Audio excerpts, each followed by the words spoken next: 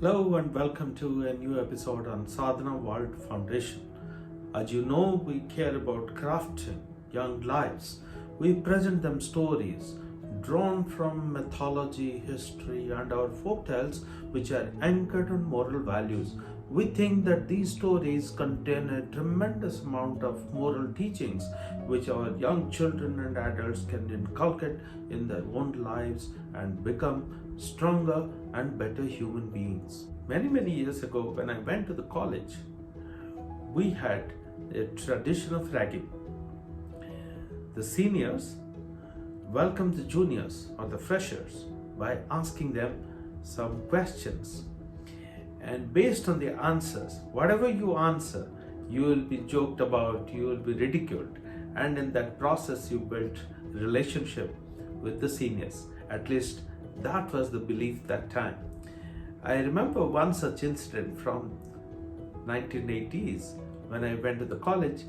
That time, one of us was asked a question to describe a situation which has happened at home.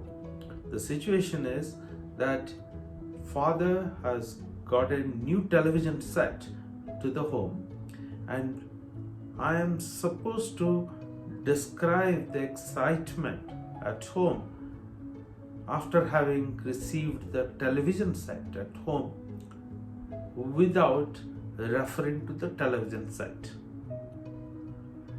So I recall one of my friends started talking about a pigeon who came into the home and said that none of us knew what this pigeon is trying to do, and suddenly this pigeon took its seat on our dining table looking at the wall of the living room, and there were a lot of pictures coming on that. The pictures were colorful, the pictures were moving, the pigeon was looking at it like all of us were, and we all were excitedly going to our neighbors, and the neighbors were coming to look at it.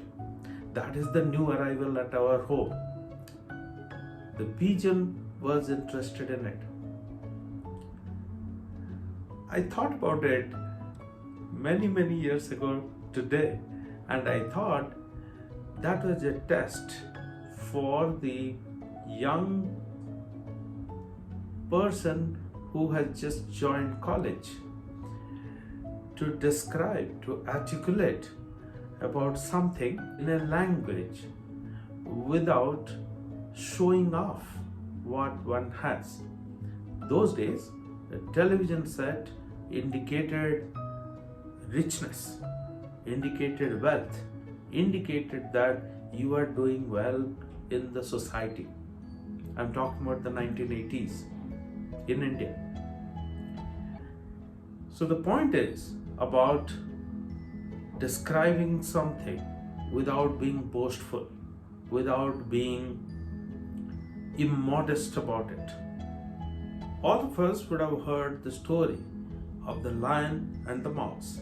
Let me say this again and drive the point of modesty in that story.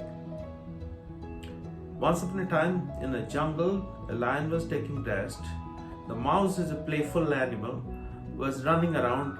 It by mistake climbed on the paws of the lion, and the lion caught it. Lion got disturbed from his sleep, and it was about to hurt the mouse and was about to kill it. But the mouse begged for mercy and said that I would help you when you need me. But the lion was amused. Lion laughed at the mouse and said, "You are such a tiny animal. You are going to help me sometime? Okay, I'll let you go." So the mouse was gone, mouse was happy. One day, a hunter had cast its net. The lion got caught in it.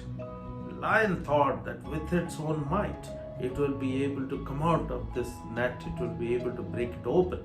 However, it was not possible for the lion. The lion was getting further entangled in the net. It started roaring, cried for help. The mouse listened to this and came and gnawed at the net, cut it open. The lion came out. The lion's pride was destroyed. Lion realized what the mouse had said many days ago. So the help could come from any quarter. That's what the lion realized. Lion became modest in his own view of things. If you look at our mythological texts or epics, you will find across different religions, different faiths, all our epics refer to, advise us to be modest about what we have. We don't have to show off. We have to be rather become little bit remorse about things that we have or our capabilities that we have been bestowed upon or the capabilities that we have developed. In chapter number 16, Srimad Bhagavad Gita, Lord Sri Krishna describes 26 noble qualities. In various chapters of yoga described by various sages, there are similarly many prescriptions of various virtues. In Buddhism, there are different niyams or different rules or guide rails to live life. All of these talk about a noble quality called Hri. Hri means modesty.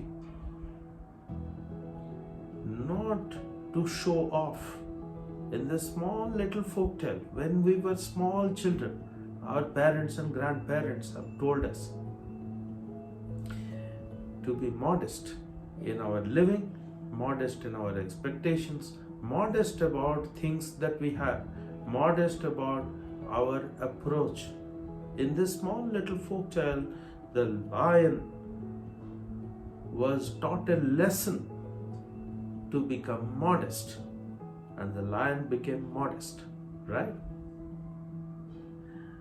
So in different mythological lessons, we have been told again and again that modesty is a noble value, is a virtue. We must all follow. Thank you very much for listening to this conversation.